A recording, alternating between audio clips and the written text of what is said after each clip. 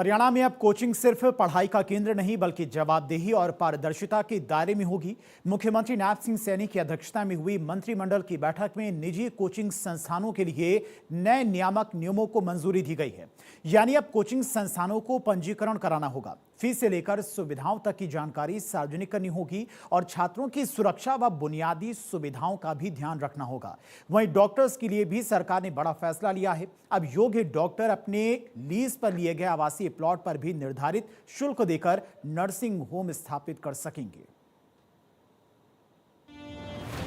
मुख्यमंत्री नायब सिंह सैनी ने बताया कि स्वीकृत ढांचे के तहत प्रत्येक मौजूदा निजी कोचिंग संस्थान के साथ साथ नया कोचिंग सेंटर खोलने की इच्छा रखने वाले किसी भी संस्थान को नामित पोर्टल के माध्यम से ही रजिस्ट्रेशन के लिए आवेदन करना होगा। पंजीकरण के लिए 10,000 रूपए निर्धारित किया गया है, जो इलेक्ट्रॉनिक माध्यम से देय होगा। संबंधित प्राधिकरण 30 दिन के भीतर आवेदनों की जांच करेगा और आवेदन सभी प्रकार से पूर्ण पाए जाने पर 3 साल के लिए वैध रजिस्ट्रेशन प्रमाण पत्र जारी किया जाएगा।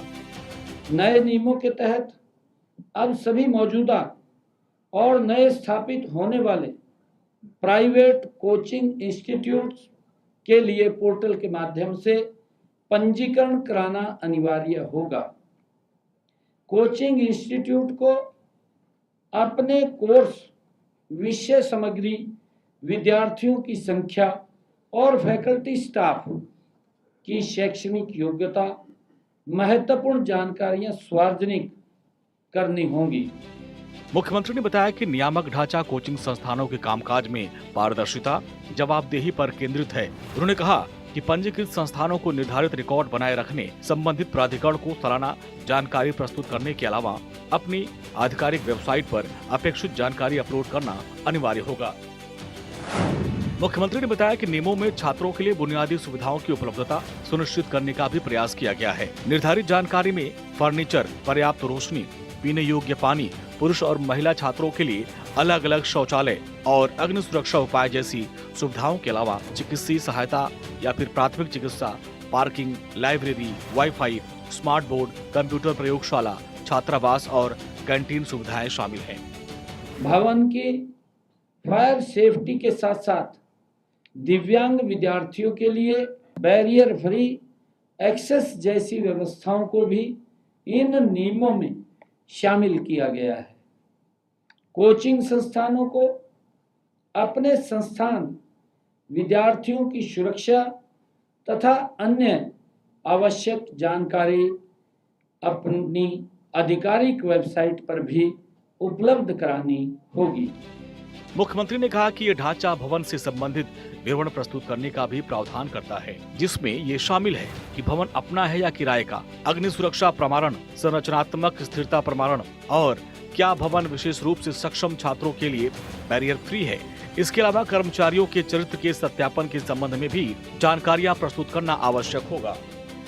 आज मंत्रिमंडल की बैठक में मंत्रिमंडल ने भी महिलाओं के स्टार्टअप्स को बढ़ावा देने के लिए हरियाणा राज्य स्टार्टअप्स नीति 2022 व्यापक पूरक प्रावधानों को भी मंजूरी दी है। इन प्रावधानों में महिलाओं उद्यमियों को विशेष लाभ मिलेगा।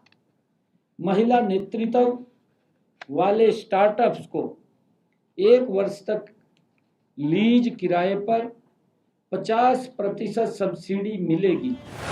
मुख्यमंत्री नायब सिंह सैनी ने बताया कि मंत्रिपरिषद की बैठक में लाइसेंस प्राप्त आवासीय कॉलोनियों में नर्सिंग होम स्थापित करने की नीति में संशोधन को भी मंजूरी प्रदान की गई है। उन्होंने बताया, संशोधन के अनुसार अब योग्य डॉक्टरों को अपने स्वामित्व वाले आवासीय प्लॉट के साथ साथ लीज पर लिए गए आवासीय प्लॉट पर भी नर्सिंग होम स्थापित करने की अनुमति दी जाएगी।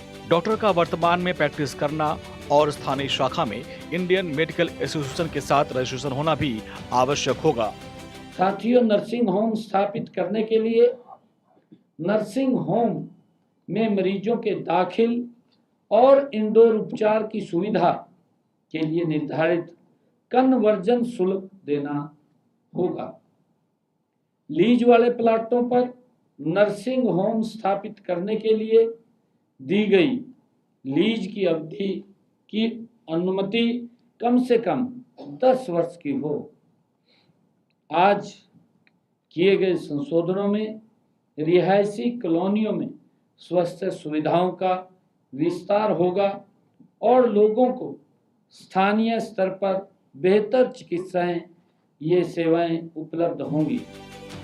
हरियाणा सरकार के इन फैसलों का फोकस दो अहम क्षेत्रों पर है, शिक्षा में पारदर्शिता और स्वास्थ्य सेवाओं का विस्तार। निजी कोचिंग संस्थानों के नियमन से जहां छात्रों और अभिभावकों को अधिक स्पष्टता और सुविधा मिलने की उम्मीद है, वहीं नर्सिंग होम से जुड़े नियमों में बदलाव से योग्य डॉक्टरों के लिए नए अवसर खुलेंगे और लोगों को स्थानीय लेवल पर चिकित्सा सुविधा उपलब्ध कराने में मदद मिलेगी। चंडीगढ़ से डॉक्टर थानेश्वर शर्मा की रिपोर्ट।